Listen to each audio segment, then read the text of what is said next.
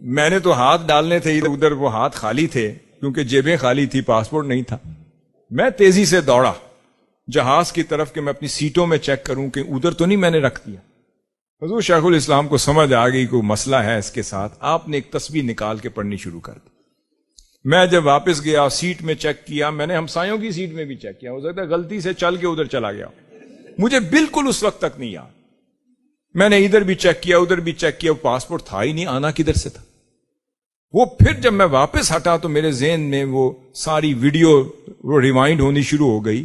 میرے ذہن میں آیا کہ وہ تو میں نے واش روم میں چھوڑا تھا، اوہو میں تو وہاں سے اٹھانا ہی بھول گیا، اور میں آخری پیسنجر تھا. میرے بعد تو دروازے بند ہو گئے اور پھر روشنی نہ رہی، اور کیا ہونا تھا، پاسپورٹ ہی چراغوں میں روشنی نہ رہی. جب ہاتھ میں پاسپورٹ ہی نہیں ہے، میں نے پھر جیل میں ہی جانا تھا اور کیا کرنا تھا.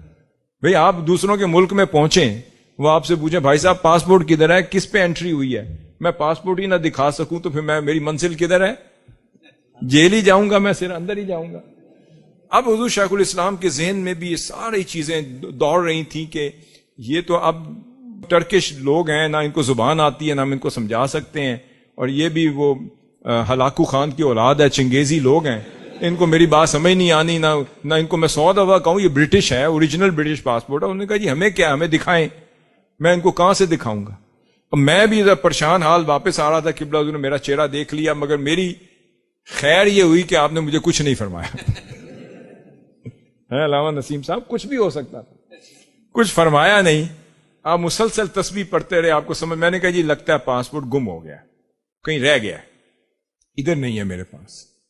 میرے پاس تو کوئی بیگ بھی نہیں تھا، بریف کیس بھی نہیں تھا، میں نے کہاں سے نکالنا تھا. میں پریشان ہو گیا. آپ نے خاموشی سے اپنی تسبیح پڑھتے رہے. تھوڑی دیر بعد جب آپ نے سارے لوگ کھڑے ہوئے ایک ماجرا دیکھ رہے ہیں کہ اب ہوگا کیا، سب کو پتا چل گیا کہ حسن بھائی کا پاسپورٹ جو ہے نا کہیں گم گیا، رہ گیا.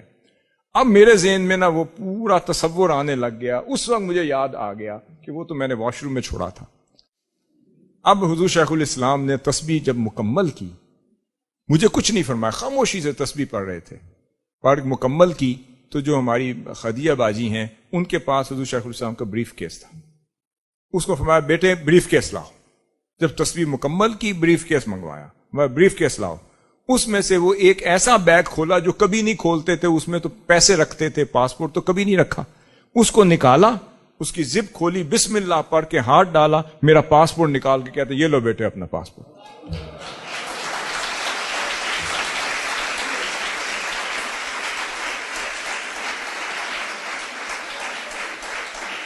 وہ جتنے لوگ تھے وہ قدموں میں گر گئے. میرے اوپر کیفیت فرماتے ہیں بعد میں کرنا، پہلے مجھے اللہ کے حضور شکر ادا کر لینے، مجھے اللہ کے حضور شکر ادا کر لینے دو. اس کے بعد کوئی ہاتھ چوم رہا ہے، کوئی قدموں میں گر گیا، کسی پہ کیفیت ہے، کوئی نعرہ لگا رہا ہے، ایئرپورٹ پہ کھڑے ہو.